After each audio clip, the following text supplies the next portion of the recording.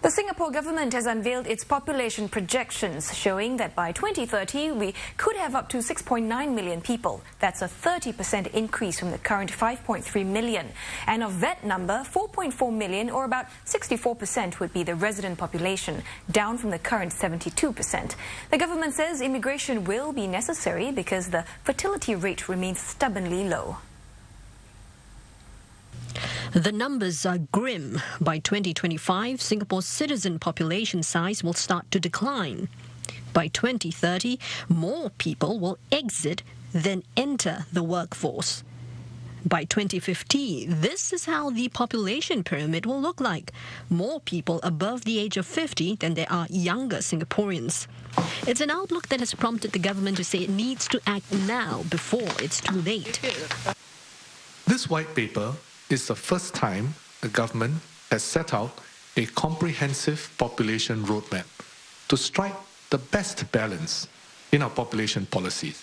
At the heart of its strategy, maintain a strong Singaporean core, create good jobs and opportunities for Singaporeans, and have a high-quality living environment. Strategies to maintain the Singaporean core by encouraging marriage and procreation were released a week ago, but it will be a challenge for Singaporeans to replace themselves. So the proposals to take in 30,000 new permanent residents every year. From this pool, take in 15 to 25,000 new citizens each year.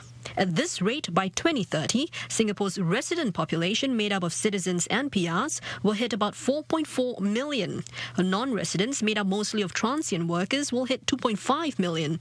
That's up about 1 million from the numbers today. This will bring the total population numbers to between 6.5 and 6.9 million.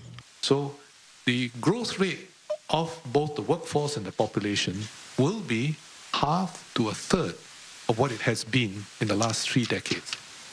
And we have to strike a fine balance, because if we don't grow at all or shrink, then we will face all the problems of an aging population, the lack of dynamism in the economy, which some of you are concerned about. But if we grow too quickly, then we may go beyond the constraints that we have. The population projections are based on certain assumptions that the stretched productivity target of between 2 and 3% for this decade is further moderated to between 1 and 2% between 2020 and 2030, and a workforce growth rate that dips from 3.3% growth over the last 3 decades to just 1% between 2020 and 2030. At those numbers, country's GDP growth beyond 2020 will likely fall to between 2 and 3% a year. But the country's leaders stress that lower growth doesn't necessarily mean lower quality growth. While it's playing catch-up now to ramp up infrastructure to support the current population moving forward, the government said it will build ahead. It also addressed concerns that Singapore may one day become congested like Hong Kong. Hong Kong, in terms of density, is much higher. And we must never try to reach that area. That I think, whether it's in terms of household size, or in terms of crowdedness, or in terms of lacking of greeneries, and of course the other aspect of pollution, etc., etc. I think whatever we do, we are quite clear. Keep quality of living high. Long-term planning beyond 2020 includes setting aside land to build 700,000 more homes and doubling the rail network.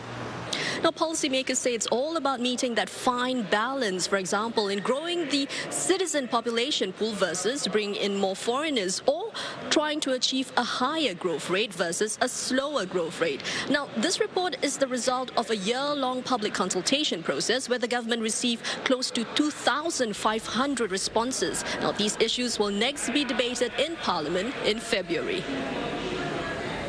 Prime Minister Lee Hsien Loong has described Singapore's population challenges as difficult and complex.